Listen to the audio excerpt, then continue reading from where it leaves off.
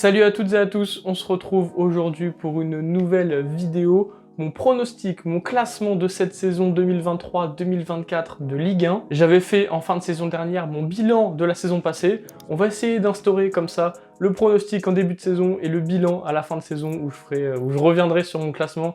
Évidemment, c'est sûr que j'aurai des erreurs, mais on verra. Peut-être que j'aurai eu raison sur le champion, sur les 6 premiers, le podium. On verra ça en fin de saison. Juste avant de commencer, je voulais vous dire qu'évidemment, c'est pas parce que je mets un club relégable que j'aime pas ce club, hein, ça n'a rien à voir. J'ai des arguments que je vais vous donner. Je fais cette vidéo maintenant, après 3 journées de Ligue 1. On doit être au milieu de la 4e quand vous regardez actuellement, ou peut-être qu'elle est déjà passée. J'ai attendu 3 journées déjà pour avoir un petit peu de recul sur les équipes, mais je voulais surtout attendre la fin du mercato, qui allait impacter pas mal d'équipes. Je pense à Metz, à Paris, à Lyon. Voilà, et le mercato, la fin de mercato, allait donner des indicateurs pour la saison qui allait venir. J'ai oublié de le préciser aussi, cette année, on a une Ligue 1 à 18, c'est-à-dire que les 2 derniers sont automatiquement rétrogradés en Ligue 2. Le 16e joue un match de barrage. Les 4 premiers sont qualifiés pour la Ligue des Champions, le 3e jouera un tour de barrage, le 5e et 6e joueront la Ligue Europa et le 7e la Conférence. Ça, c'est dans le cas où une des équipes du top 6 remporte la Coupe de France. Si par exemple Montpellier ou Lorient remportent la Coupe de France, ils iront en Europa League et donc la 7e place ne sera plus qualificative pour aucune compétition. C'est la 6e place qui deviendra qualificative pour la Conference League. Alors qui je vois terminer dernier de cette saison de Ligue 1, c'est le FC Metz, qui a terminé la saison dernière 2e de Ligue 2. Je les vois pas larguer et vraiment la pire équipe du championnat comme a pu être Angers la saison dernière. Je les vois un petit peu dans le match, mais in fine, je les vois relégués, car pour moi, ils ont un effectif qui est plus de Ligue 2 qualitativement. Je parle pas quantitativement, mais vraiment en qualité, qui est plus de Ligue 2 que de Ligue 1. En plus de ça, ils ont perdu Miko Tadze. C'est vraiment une perte qui va leur faire grand mal, parce que c'était leur buteur. Je pense qu'il était capable d'aller leur chercher des points par-ci par-là et vraiment de leur faire gagner des matchs. Certes, ils ont réussi à avoir un prêt de dernière minute pour pouvoir le remplacer, mais comme je vous le disais, qualitativement, pour moi, ça va être trop juste. Et cet effectif, je ne le vois pas taillé pour la Ligue 1. C'est pourquoi je les vois redescendre en Ligue 2 et terminer dernier de ce championnat. En plus, c'est un club qui a l'habitude de faire l'ascenseur. Ils ont un peu cette culture, un peu comme 3, je suis désolé pour vous. Et c'est pourquoi je les vois terminer dernier. Peut-être la première surprise de ce classement, c'est le Stade Brestois que je vois terminer 17e. Alors je sais qu'ils font plutôt un bon début de saison, il y a eu un recrutement intéressant, mais je vais vous expliquer pourquoi. Tout d'abord, il y a la perte de la colonne vertébrale de cette équipe, Duverne, Belkebla et Honora qui sont partis, défenseur, milieu, attaquant, vraiment un joueur clé par poste. Je suis pas convaincu par le recrutement, mais aussi par Eric Roy. Je sais qu'il a sauvé le club la saison dernière, mais je suis pas convaincu. Et ils sont passés pas très loin la saison dernière d'être relégués, et donc je pense que cette saison va être la saison de la descente. Je sais que beaucoup de Brestois sont assez hypés par cette équipe, mais voilà, je les vois en Ligue 2 la saison prochaine. Le barragiste de cette saison sera le FC Nantes. Il y a un contexte vraiment très compliqué autour du FC Nantes. Voilà, après 2 années, une parenthèse un petit peu enchantée, on retombe dans les travers avec le Kita Out. Il y a des problèmes avec la tribune, il y a des problèmes au niveau de la sécurité, au niveau de la Brigade Loire, j'en ferai peut-être un short. 2 gros joueurs sont partis, Giroto et Blas. Aristoui est déjà remis en cause. Donc il y a un contexte qui fait que c'est compliqué, il y a aussi une histoire avec Castelletto. Le contexte autour de Nantes est vraiment nocif et je pense que ça va impacter fortement cette saison pour Nantes. Le mercato, pareil, il n'est pas exceptionnel. C'est pas mal de Brésiliens, pas mal de joueurs étrangers, en plus jeunes. Est-ce qu'ils vont s'acclimater à la Ligue 1? Est-ce que Aristoui va pouvoir mettre en place son jeu? Pour moi, ça va être une saison galère pour Nantes. Ils sont passés comme Brest, pas loin la saison dernière. Et cette année, je pense qu'ils vont être barragistes comme il y a 2 ans, avant la saison de la Coupe de France et de l'Europa League. On arrive sur 3 équipes que je vois se mélanger les places. C'est-à-dire que le 15e peut très bien finir 13e, le 14e, 15e, etc. Mais je vais commencer par le 15e et je vois Clermont. J'avais encensé la saison de Clermont l'année dernière dans ma vidéo bilan. Ils ont fait une excellente saison avec Coach Gastien, avec un recrutement intelligent malgré le fait qu'ils avaient perdu leurs meilleurs joueurs. Je pense que cette saison va être plus compliquée, mais je les vois pas non plus descendre. Évidemment, là, ils ont mal commencé la saison, donc vous allez me dire, je suis un peu dans l'instant, mais même à la saison dernière, je me suis dit, bon, ça va peut-être pas durer, ils étaient en surperformance. Là, cette saison, ils sont plutôt en sous-performance sur les 3 premiers matchs, et je pense que cette saison va être un petit peu compliquée pour la dernière de Coach Gastien. Malgré tout, le mercato est pas catastrophique, loin de là, ils se sont renforcés, ils ont réussi à garder Coffrier, il y a eu la perte de Vitesca, je pense qu'il fera un petit peu mal en défense, mais l'ossature, l'effectif est là, donc il n'y a pas de raison que ça fonctionne pas. Déjà que l'effectif, je le trouvais pas exceptionnel pour la Ligue 1, Bon, alors là, avec peut-être la redescente un petit peu de la saison exceptionnelle passée, ça va être un petit peu compliqué, mais il y a de l'expérience dans cet effectif, et je pense que Pascal Gastien va réussir à maintenir Clermont pour possiblement sa dernière saison au club. C'est pourquoi je les vois terminer 15e. Juste devant eux, je vois Toulouse. Alors attention les Toulousains, je me suis fait allumer dans les commentaires quand j'ai dit que j'étais inquiet pour cette saison de Toulouse, que ça soit sur TikTok ou sur YouTube. Mais non, on a gagné face à la Roma, on a fait match nul face au PSG, tu racontes n'importe quoi, ça va très bien se passer. Les gars, laissez-moi vous expliquer, je crois que vous m'avez pas compris. Je dis pas que Toulouse est une mauvaise équipe, loin de là, ils l'ont prouvé la saison dernière, ils ont gagné la Coupe de France, mais il y a eu trop de changements cet été, c'est pas possible. 7 des 11 joueurs qui ont le plus joué l'année dernière sont partis. On a Dupé, le gardien, certes qui a été remplacé mais par un jeune, donc on n'a pas trop de garantie. Rouault est parti. Tout le milieu de terrain de Jagereux, Van den Boomen et Spearings est parti. Devant, on a Ratteo et Shaibi qui sont partis aussi. Ça fait beaucoup de départs. Montagnier, comme je le disais aussi dans la vidéo, a été viré. Certes, c'est son adjoint qui le remplace, mais pour moi, ça fait beaucoup de changements. Et au niveau du recrutement, je fais confiance à Toulouse pour que ça soit des joueurs intéressants et que voilà, ce soit des bons joueurs de ballon, mais il n'y a pas non plus de l'expérience qui arrive dans cet effectif. On n'a pas de joueurs qui ont disputé la Coupe d'Europe, par exemple. Et c'est pourquoi Toulouse, avec l'enchaînement des matchs, je les vois un petit peu galérer. Ça va être un petit peu compliqué d'enchaîner avec cet effectif, de jouer la semaine et le week-end. C'est pourquoi je les vois terminer 14e, pas loin de la zone rouge. Je pense que ça va être une saison un peu de digestion, un petit peu complexe pour Toulouse, mais ça va le faire, ça va se maintenir. Donc vous inquiétez pas les Toulousains, je suis inquiet, mais je dis pas que Toulouse va terminer 18e. Juste devant Toulouse, à la 13e position, je vois le champion de Ligue 2, le Havre. Je suis plutôt hypé par cette équipe du Havre, c'est plutôt intéressant. On a un jeu qui est offensif, on a Lucas Eisner qu'on avait vu à Amiens il y a quelques saisons, qui a enfin réussi à mettre en place ce qu'il voulait. On a évidemment Bonnemer qui était sur Prime Video. Donc ça fait plaisir de voir cette équipe du Havre revenir en Ligue 1. Ils ont malgré tout perdu Richardson et Lekal, je pense que ça va leur faire un petit peu de mal. Mais ils ont réussi à récupérer Bayo, à récupérer des joueurs par-ci par-là. Je pense que ça va se maintenir, et comme je vous le disais, ils peuvent très bien finir 15e, Clermont 13e, mais ces trois-là, je les vois vraiment à peu près au même niveau, et finir pas très loin à quelques points. Juste devant, il y a deux équipes, pareil, qui sont assez similaires, je trouve aussi dans le profil. C'est déjà Strasbourg 12e. Je vois Strasbourg ne pas faire une excellente saison. Je sais que beaucoup de Strasbourgeois sont hypés par notamment ce qui s'est passé avec Chelsea, les nouveaux investisseurs qui arrivent, qui mettent beaucoup de fonds. Il y a eu des gros recrutements du côté de Strasbourg, parce que je ne suis pas convaincu par Patrick Vieira. Alors j'adore le joueur, et en tant que coach, depuis son passage à Nice, honnêtement, je ne suis pas du tout, mais alors du tout convaincu. Ensuite, il y a quand même eu des gros départs du côté de Strasbourg. Bellegarde, sûrement le meilleur joueur. Liénard, l'âme de ce club. Diallo, le meilleur buteur. Et surtout Djikou en défense. Et je reste dans ma logique de dire que quand un effectif est bouleversé et qu'il y a des cadres qui partent, c'est compliqué. Je l'ai dit pour Toulouse, je l'ai dit pour Brest. Donc quand on bouleverse un petit peu un effectif comme ça, pour moi, il faut une petite saison, il faut quelques mois avant que ça se réenclenche. Et c'est pour ça que je les vois un petit peu galérer en début de saison. Peut-être que ça ira mieux par la suite, parce qu'il y a quand même de la qualité qui est arrivée du côté de Strasbourg. Mais je les vois pas finir vraiment plus haut. Et puis surtout que la saison dernière a été compliquée, donc faut se dire qu'il faut se remettre dedans aussi, et pour moi ça sera 12e, pas plus haut. Juste devant Strasbourg, un club un petit peu similaire pour moi, je vais vous expliquer, c'est Lorient. Lorient, pourquoi? Parce qu'on a Bournemouth qui est devenu actionnaire, un club anglais. Pareil de l'autre côté, on a eu des gros moyens qui ont été investis. Bon, moins quand même du côté de Lorient, mais il y a du moyen, il y a de l'argent. Je pense que du côté de Lorient, ça va être dans la continuité de ce que Régis Lebris nous a proposé la saison dernière, à savoir qu'ils ont quand même surperformé en début de saison. Ça a été plus compliqué après, notamment quand Mofi est parti. Mais il y a toujours Fèvre, Romain Fèvre qui est toujours au club, donc ça c'est intéressant, il y a eu des petits recrutements aussi. Je pense que ça sera un petit peu juste offensivement pour aller jouer voilà, la première partie de tableau, mais je les vois finir 11e, vraiment pas loin du top 10, et ça va être une belle saison de Lorient.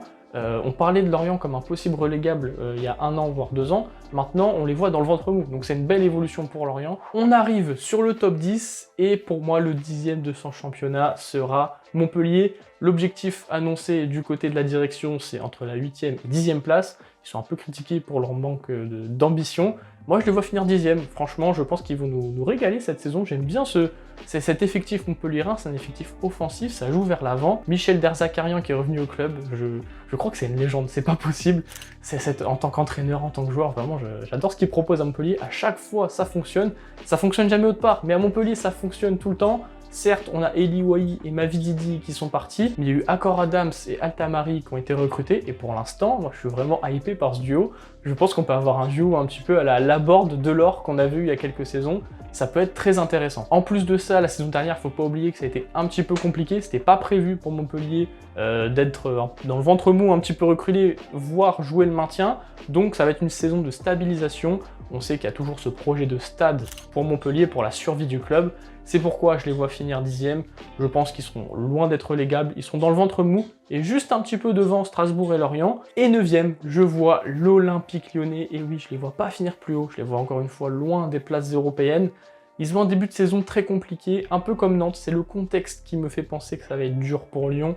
On a la guerre Aulas-Textor, les problèmes de recrutement, les ventes aussi de joueurs. Il y a eu Malo Gusto qui a été vendu, Lukeba qui a été vendu, Barcola qui a été vendu, donc que des jeunes joueurs à fort potentiel. Mais il y a toujours de la qualité dans cet effectif. Il y a du Cherki, il y a du Lacazette, il y a du Cacré, il y a du Tolisso. Voilà, il y a du Lopez aussi, ça va le faire. Ça va le faire du côté de Lyon. Ça va être un petit peu compliqué, je pense, à se mettre en place. Il y a eu un recrutement intéressant aussi, je pense à Nouama. J'ai hâte de le voir en Ligue 1. Mais je pense que ça va être une saison encore galère pour Lyon. On a aussi Laurent Blanc. Il y a un problème autour de Laurent Blanc. On a l'impression que soit il est pas en confiance, soit il sait pas trop ce qu'il fait là. Et pour toutes ces raisons, je les vois pas finir beaucoup plus haut.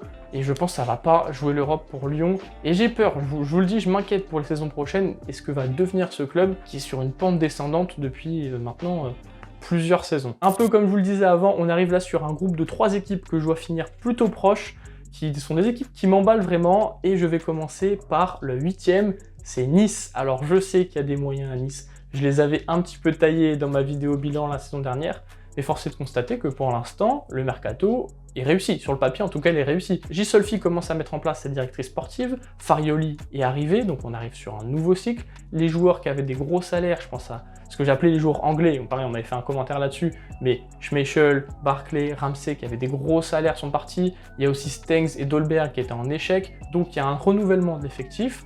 Il y a aussi des joueurs d'expérience qui sont arrivés, je pense à Jérémy Boga, Romain Perrault, Morgan Sanson, mais je pense qu'il va falloir encore un petit peu de temps pour que le projet de jeu aboutisse et soit mis en place par Farioli. C'est pourquoi je les vois sur un début de saison un peu poussif. Peut-être que ça sera mieux à partir de décembre, janvier, mais c'est pour ça que je ne vais pas finir plus haut aussi. Je pense qu'il y a des projets de jeu qui sont plus en place dans d'autres équipes. Je pense que ça sera plus compliqué pour Nice d'aller un peu plus haut. Mais comme je vous le disais, ils peuvent très bien finir 6e ou 7e. Je pense que c'est 3 places qui sont plus ou moins interchangeables. 7e, je vois mon club, le Stade de Reims. Alors attention, je sais que vous allez me dire c'est du clubisme, etc. Mais je vois vraiment Reims faire une excellente saison.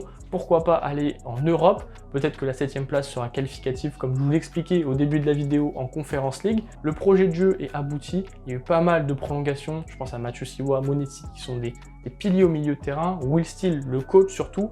Et on a eu un dégraissage massif des joueurs qui étaient indésirables et un recrutement offensif hyper intéressant. Le plus gros mercato de l'histoire du Stade de Reims. Et je suis très hypé vraiment par mon équipe. C'est génial de vivre ça, j'ai hâte de vivre cette saison et je les vois finir 7e et pourquoi pas même plus haut, pourquoi pas en Europa League. Franchement, je serais ravi. Juste devant Reims, à la 6e place, dans ce groupe des 3 équipes assez proches, je vois Lens. Et oui, le vice-champion de France, je les vois pas mal reculer cette saison. Je pense que ça va être une saison de digestion du côté lensois. Francaise est toujours là, l'effectif, l'ossature est toujours là. Même si tu as perdu tes 2 meilleurs joueurs qui étaient Openda et Fofana, ils ont été remplacés par Diouf et Eli Wahi. Cette équipe va découvrir l'intensité et jouer les matchs tous les 2 jours de la Coupe d'Europe, qui plus est de la Ligue des Champions. Donc je pense que combiner Ligue 1 et Ligue des Champions va automatiquement les faire reculer au classement. Ils n'ont pas l'habitude de ça. Je ne vais pas non plus sur une saison catastrophique et terminer 11e, 12e. Je les vois toujours dans les places européennes, mais vraiment pas mal reculés. Surtout que les équipes en face se sont renforcées. Juste devant, à la 5e place, comme l'année dernière, je vois le LOSC de Paulo Fonseca. Paulo Fonseca que j'adore, je l'avais dit dans ma vidéo bilan. Mais il ne s'est pas renforcé extraordinairement, je trouve. Il y a quand même eu 3 pertes importantes. Bamba et Fonte pour l'expérience, André Gomes pour l'expérience mais aussi pour la qualité. On a eu du recrutement très intéressant, je pense à Haraldson, à Cavallero, mais ça sera peut-être un petit peu juste. On a Jonathan David aussi qui est resté, qui est un joueur super intéressant, qui peut planter encore sa quinzaine, vingtaine de buts. Donc je vois Lille faire une bonne saison, mais finir plus haut, aller en Ligue des Champions, ça me paraît compliqué. Je pense que c'est vraiment la 5e place qui sera leur place. On arrive aux équipes de Ligue des Champions. Et à la 4e place, je pense que ça va faire grincer des dents. Je pense que certains supporters vont pas être très contents. mais je mets Marseille. Et oui, je vois Marseille descendre du podium pour la simple et bonne raison que je ne suis pas convaincu par Marcelino. Il y a un turnover aussi encore très important du côté de Marseille, et ce qu'on voit sur ce début de saison, excusez-moi, mais c'est pas emballant. Je suis pas subjugué par le jeu marseillais. Ça bute aux abords de la surface, ça fait des passes, etc. Mais ça a du mal à percer, à aller marquer. Il y a un effectif pourtant qui est de qualité. Longoria a vraiment construit, encore une fois, on est encore passé à une étape au-dessus avec des recrutements super intéressants. Aubameyang, Ndiaye, Ismaïla Sarr. Et quand on voit les équipes qu'il y a devant, pour moi, Marseille sera une petite déception. Mais comme ils termineront 4e, ils seront possiblement en barrage, enfin ils seront en barrage de Ligue des Champions et possiblement en phase de groupe. Et ce qui va donc, je pense, un peu leur convenir, et ils vont se dire ok, peut-être la 4e place et on joue la Coupe d'Europe à fond, l'Europa League. Voilà un petit peu ma réflexion. Il y a de la qualité, ils peuvent évidemment finir devant, mais c'est mon petit pari, parce que en 3e position, j'ai mis Monaco. Alors oui, Monaco, je les ai descendus dans ma vidéo bilan, disant que je savais pas où ça allait, que c'était n'importe quoi, etc. Ils se sont remis la tête à l'endroit. Le président a remis de l'argent, il y a eu des gros investissements cet été. Balogun de Reims, enfin, prêté à Reims, mais d'Arsenal est arrivé. Salissou, Singo, Zakaria, Minamino revient en force. Adi Hutter, un nouveau coach est arrivé. Il y a un nouveau gardien aussi. Il y a un nouveau cycle qui est entamé à Monaco, mais il y a toujours une base quand même solide. On a Ben Yedder, Golovin, Fofana qui sont toujours là.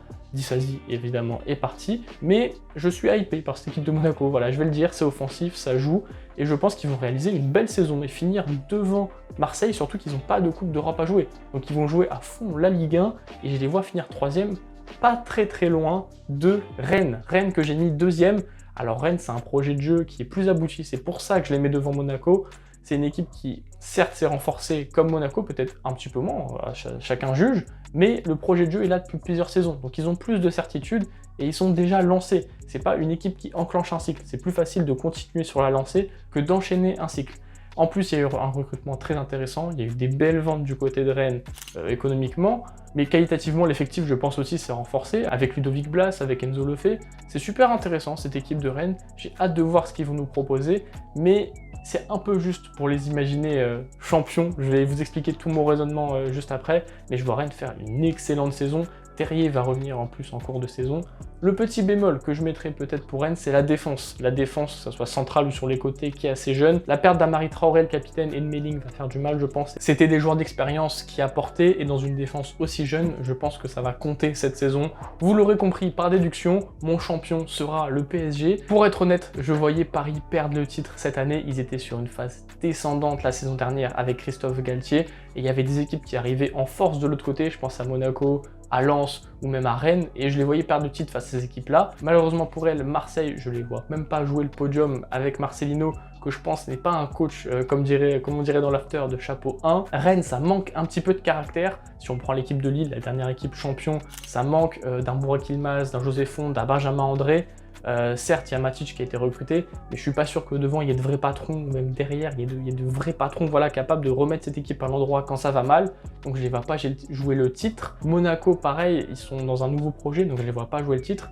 Lens, comme je vous le disais non plus, un peu trop loin. Lille, pareil. Donc pour moi, c'est un peu par défaut que je mets Paris champion. Et puis il y a de la qualité, il y a un nouveau cycle qui est enclenché avec Luis Enrique. Je suis pas emballé par le choix Luis Enrique. Je pense qu'on va avoir beaucoup de possessions stériles, pas forcément de transition. On l'a vu déjà sur les premières journées, beaucoup de passes, ça tourne beaucoup autour de la surface, beaucoup de circuits en U. Il y a de la qualité, il y a Ramos qui est arrivé, Kolo Muani, Dembélé, Mbappé est resté. Au milieu de terrain, ça me paraît plus cohérent avec Zahir Emery, Vitinha, Ugarte.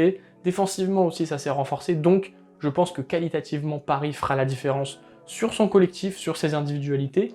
Voilà, cette vidéo est terminée, j'espère que vous l'avez appréciée, que vous avez appris des choses, comme d'habitude, c'est le plus important. J'ai forcément oublié des transferts, oublié quelques détails sur votre équipe, votre club, n'hésitez pas à le mettre dans les commentaires, n'hésitez pas aussi à mettre votre classement, parce que je pense qu'on ne sera pas d'accord, notamment les supporters marseillais, les supporters messins, peut-être les supporters lyonnais. N'hésitez pas à mettre votre top 3, votre top 6, vos équipes relégables dans les commentaires. Je me ferai un plaisir de vous répondre et je vous dis à très bientôt pour une nouvelle vidéo. Salut tout le monde!